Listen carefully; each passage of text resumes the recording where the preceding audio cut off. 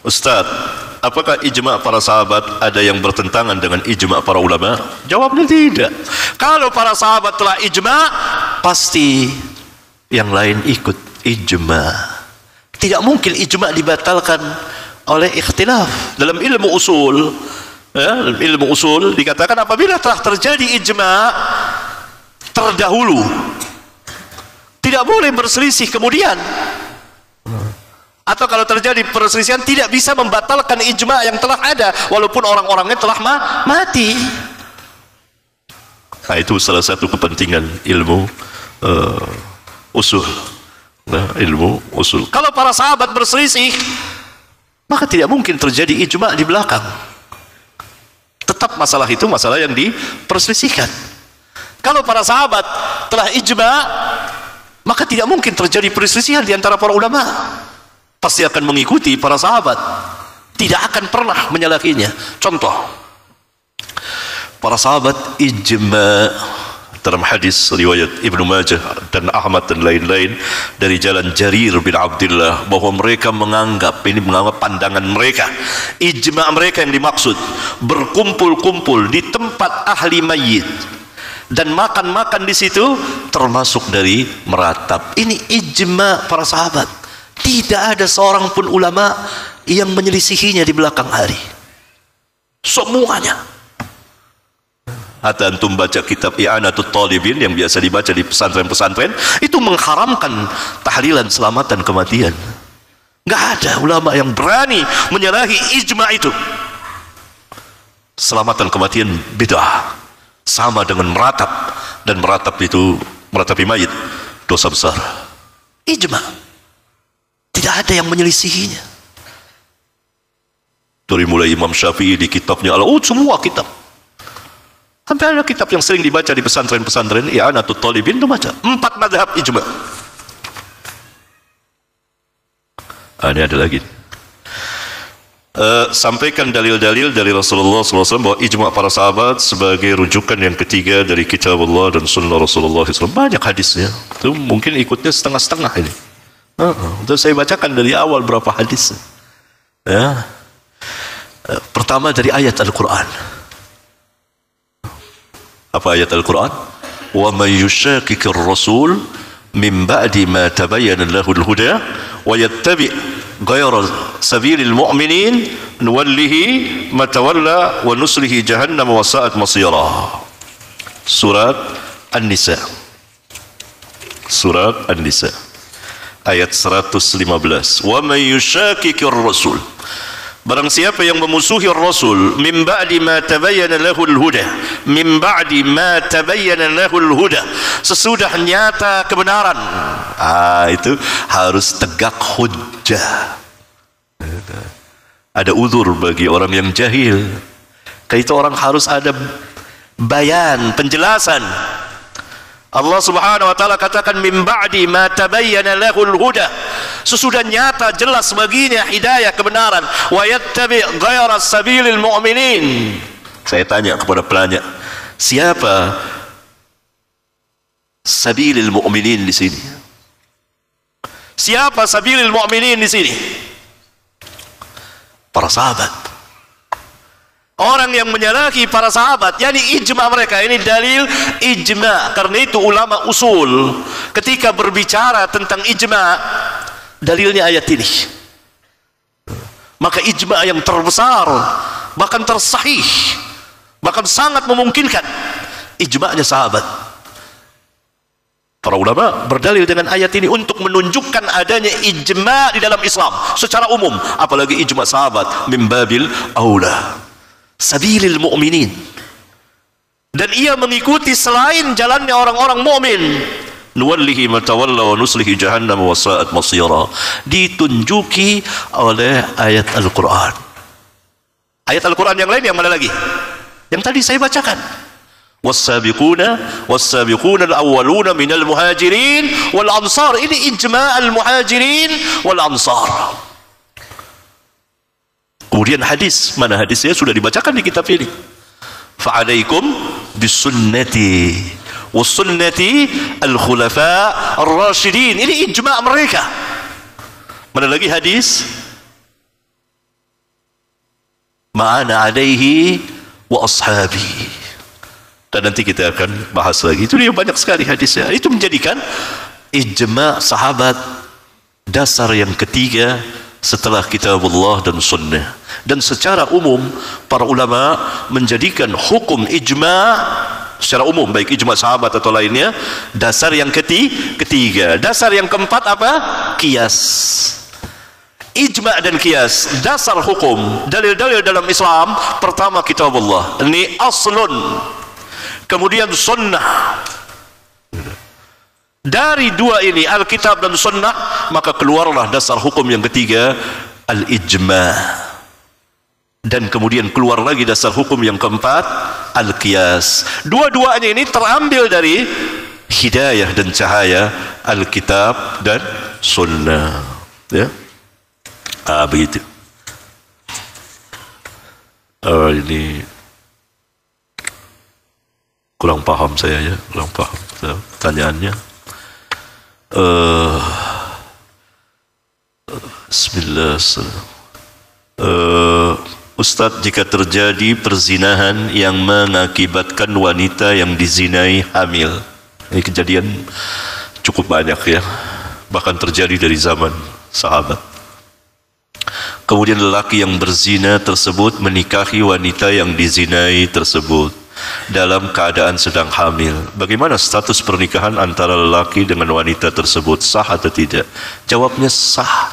Dan ini ijma' sahabat. Saya nggak bawakan di sini. Ada di kitab saya, Menanti Buah Hati dan Hadiah untuk yang dinanti. Ijma' sahabat. Karena yang pertama zina, haram. Yang kedua nikah, halal apa haram? Halal. Yang haram kaidahnya tidak bisa mengharamkan yang halal. Apakah zina bisa mengharamkan nikah yang halal? Jawabnya tidak. Ini perkataan ahli tafsir Ibnu Abbas yang didoakan Nabi SAW. Ijma' sahabat. Pada zaman sahabat kejadian. Diperintah, sahabat suruh nikahin.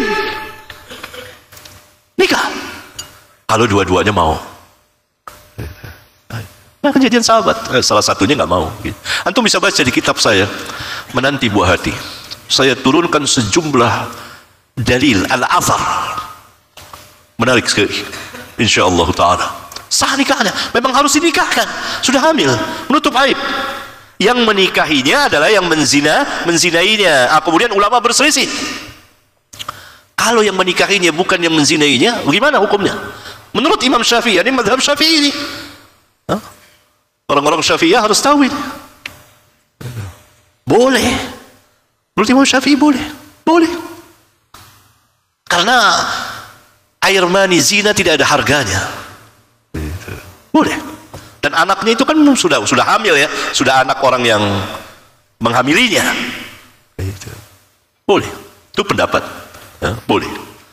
Karena tidak ada harganya. Itu pendapat Syafi'i. Kaget tuh orang-orang yang bermazhab Syafi'i, bilang, waduh, kita sendiri bilang nggak boleh, Syafi'i bilang boleh. Ini bahayanya kalau bermadhab, bingung sendiri. Al-Imam Abu Hanifah mengatakan boleh menikah orang yang tidak menghamilinya, menikahinya, tapi jangan disetubuhi dulu sampai dia melahirkan. Sampai dia melahirkan. Nikahnya boleh, karena nikahnya halal, tapi jangan setubuhi dulu. Ini sulit tentunya. Boleh tentunya. Kemudian jaraknya kalau satu rumah, ya sulit. Itu. Ini mazhab agak berat. Itu. Yang ketiga, mazhab Malik dan Ahmad. Lengkap 4 ulama ini. Mengatakan tidak boleh kalau yang menikahinya itu bukan yang menzinainya. Sampai dia melahirkan. Baru boleh dinikahi. Mazhab yang keempat ini yang saya dukung dan saya terangkan dalilnya lebih kuat. Kalau yang menikahinya orang lain, ini bicara orang lain yang menikahinya, bukan yang menzinainya. Kalau yang menikahinya, yang menzinainya, tidak ada perselisihan. Mana ulama berselisih? Sepakat 4 imam itu. Kenapa? Para sahabat sudah sepakat. Ijma' sahabat. Memang harus dinikahi. Dinikahkan. Yang paling berhak adalah yang menzinainya sehingga hamil. Kalau mau tahu dari antum bacalah kitab saya itu, insyaallah. Assalamualaikum warahmatullahi wabarakatuh. Waalaikumsalam warahmatullahi wabarakatuh. Afwan Ustaz, ana izin bertanya sebagai seorang pemuda dengan keadaan zaman yang modern ini, apakah ada bagi kita peluang untuk menjadi seorang yang muttaqin di dalam hal ilmu dan amal? Karena dengan keadaan zaman yang seperti ini cukup sulit untuk bisa istiqomah. Dan apa kiat dan nasihat Ustadz untuk kami semua? Ini pemuda yang putus asa nih. Kalah sebelum berperang. Masa pemuda kita kayak begini? Jangan dong, pakai dong nih. Jangan berperang, berani jihad antum, jihad yang besar melawan hawa nafsu di zaman ini, dan Rabbuna memberikan pahala. Jangan kalah sebelum berperang. Bisa. Berapa banyak pemuda yang muttaqin, berapa banyak pemuda yang berilmu dan mengamalkan ilmunya, orang-orang saleh insyaallah taala. Saya tidak akan memuji manusia di hadapan Allah. Ya, banyak. Bisa, sanggup, ada, mesti punya keberanian. Jangan putus asa seperti ini. Allah subhanahu wa ta'ala maha mengetahui, dan perbedaan zaman itu tidak menghalangi seseorang untuk menjadi orang baik. Apakah karena zaman ini lalu kita mundur? Tidak. Ada hadis apa yang saya bawakan di kitab Telah Datang Zamannya, disahihkan oleh Syekh Al-Albani rahimahullah ta'ala. Yani kalau seseorang mengamalkan ajaran Islam, meninggalkan ajaran Islam 1/10 kalau tidak salah, 1/10 saja pada zaman dahulu, saat itu pada zaman Nabi, maka dia bisa binasa. Tapi pada zaman ini akan datang satu zaman, kata Nabi, kalau seorang mengamalkan 1/10 maka dia akan selamat. Yani Rabbuna maha mengetahui zaman berbeda antara satu dengan yang lainnya. Jangan pernah putus asa, karena putus asa jalan bagi orang-orang kufar. Kita dilarang putus asa, karena putus asa membahayakan dan melemahkan kita. Antum ingat kisah yang membunuh 99 orang, lalu dia datang kepada orang yang tidak berilmu, abid, ahli ibadah, tapi tidak berilmu. Adakah jalan bagi saya untuk bertobat? Nggak ada. Putus asa dia. Ya sudah, dibunuh saja, bunuh. Lalu orang tunjuki kepada ahli ilmu. Ahli ilmu bilang apa? Tidak ada yang menghalangimu untuk bertobat kepada Allah, tapi tinggalkan kotaknya atau kampungnya yang penuh dengan maksiat, pindah tempat lain gitu. Sampai di tengah jalan dia wafat. Berselisih malaikat azab dan malaikat rahmat. Nah, itu malaikat saja berselisih. Berselisih. Malaikat azab bilang dia berhak mengambilnya, malaikat rahmat bilang dia berhak mengambilnya. Masing-masing ada hujjahnya. Antum bisa baca hadis yang panjang dan menarik, dan di dalamnya penuh dengan pelajaran. Intinya di situ, seseorang jangan berputus asa dan jangan membuat orang putus asa. Apalagi pemuda. Ini pemuda nih. Pemuda. Antum tidak baca hadis Nabi. Ingat hadis Nabi. 7 golongan yang akan dinaungi oleh Allah pada hari yang tidak ada naungan, dan matahari didekatkan hanya 1 mil. Orang banjir keringat. Salah satunya siapa? Wasyabun nasha'a fi ibadatillah ta'ala. Salah satu dari 7 golongan itu pemuda. Nasha'a, lafaz nasha'a itu menunjukkan bahwa ia tumbuh dalam kepemudaannya itu ketika dia balik, dan terus sampai kira-kira umur 30-an. Ada yang mengatakan pemuda sampai umur 40 dalam beribadah kepada Allah. Nabi SAW sabdakan di segala zaman, termasuk zaman ini, itu umum. Jadilah pemuda yang seperti itu. Dan banyak hadis tentang pemuda. Antum tidak ingat kisah Ashabul Kahfi? Semuanya adalah fityatun, pemuda. Berarti umurnya bisa 20-an, bisa belasan dari balik, bisa 30-an, pemuda. Diabadikan kisahnya oleh Allah di dalam Al-Quranul Karim. Pemuda. Karena pemuda itu sangat menggebu, besar. Berbeda dengan orang-orang tua yang sudah berkarat dengan keyakinan-keyakinannya. Oleh karena itu pemuda-pemuda kufar Quraisy itu beriman. Sisa orang-orang tuanya 1-2. Nabi Musa, Yusha bin Nun, pemuda. Nabi Muhammad SAW dikelilingi pemuda. Nabi Isa dikelilingi pemuda. Al-Hawariyun, semuanya pemuda. Jadi pemuda harus mempunyai jiwa yang besar.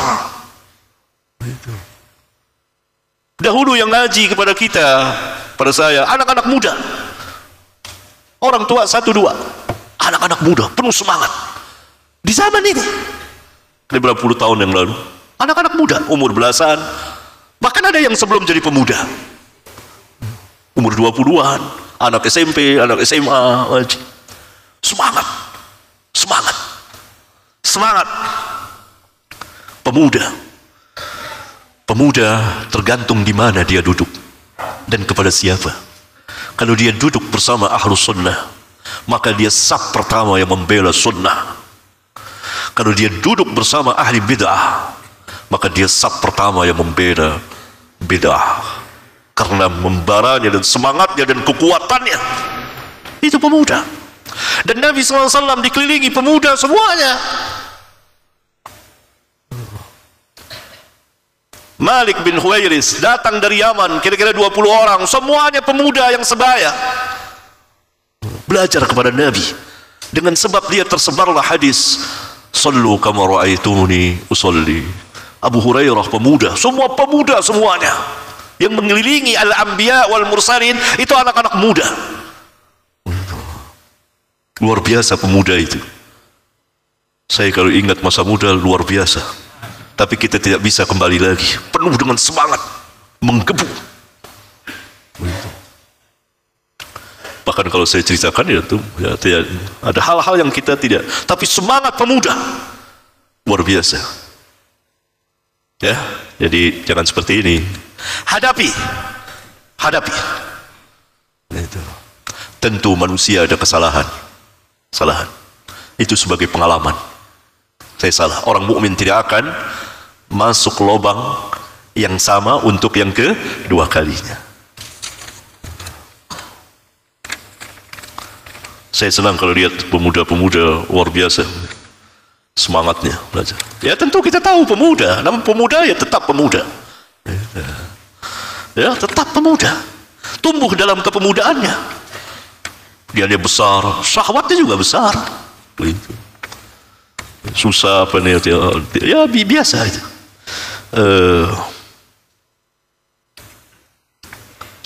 Ini Assalamualaikum warahmatullahi wabarakatuh. Waalaikumsalam warahmatullahi wabarakatuh. Bagaimana menurut Ustaz tentang panitia daurah yang berbayar? Tarifnya mulai dari 300.000 sampai dengan 1,3 juta. Apakah ada perbedaan materi dan fasilitas atau metode pengajaran dengan gratis? Yani adakah perbedaannya dengan perbedaan materi atau fasilitas yang gratis? Biasanya daurah berbayar ini diselenggarakan di hotel dan tempat sejenisnya. Ikhwan, dalam ilmu yang membedakan itu bukan harta, bukan jabatan. Bukan. Dalam majelis ilmu yang membedakan bukan harta dan jabatan. Kalau kita sebagai dai membedakan majelis ilmu itu dengan harta dan jabatan, ini berbahaya, melanggar nas Al-Quran dan hadis. Ya ini majelis khusus orang-orang kaya, berbayar di hotel. Ini nggak ada dalam Islam majelis khusus orang-orang kaya, karena kesibukan mereka ya perlu disediakan. Ini majelis khusus orang-orang besar. Nabi SAW majelisnya terbuka, biasanya di masjid atau di mana saja. Ada yang kaya, ada yang miskin, ada yang lemah, macam-macam. Yang membedakan adalah apa? Ilmu. Nah, itu baru bisa dibedakan.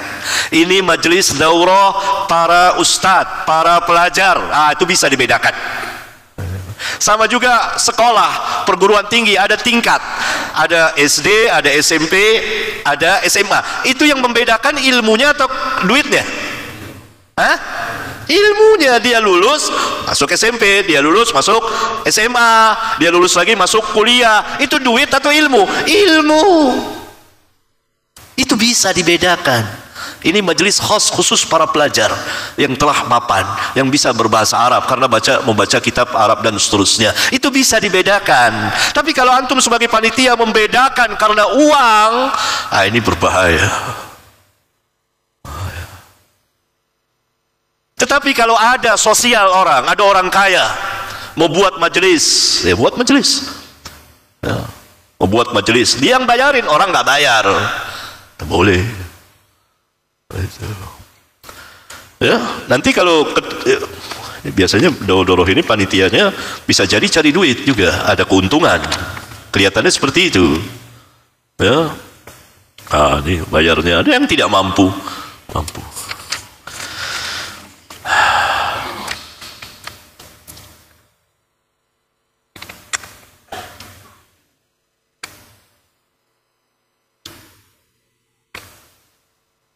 Jadi itu, antum harus ingat bahwa yang membedakan majelis itu bisa dibedakan dengan ilmu.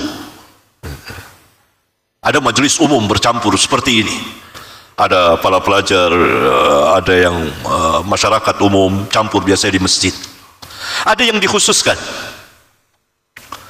khusus para pelajar bertingkat. Itu tidak apa-apa, ilmu yang membedakannya. Bukan karena kekayaan, bukan karena kebesaran, kekuasaan, tidak. Majelis itu. Ya, kalau majelis sudah berbayar ini, tapi saya kira ini sudah semakin hilang kali ya. Dulu awal-awalnya biasa kita semangat lalu hilang. Mudah-mudahan sekarang udah nggak ada lagi panitia itu. Kemudian perselisihan para sahabat terjadi, fitnah, kejadian perang Siffin, Jamal, sehingga ada sebagian sahabat yang meninggal. Ulama mengatakan mereka mujtahidun semuanya. Dua-duanya diberi pahala. Kalau benar dapat ajrani, 2 pahala. Kalau salah ajrun wahid, semuanya kebaikan. Salah benar kata ulama, mereka diberi pahala. Kenapa? Karena mereka mujtahidun. Terakhir,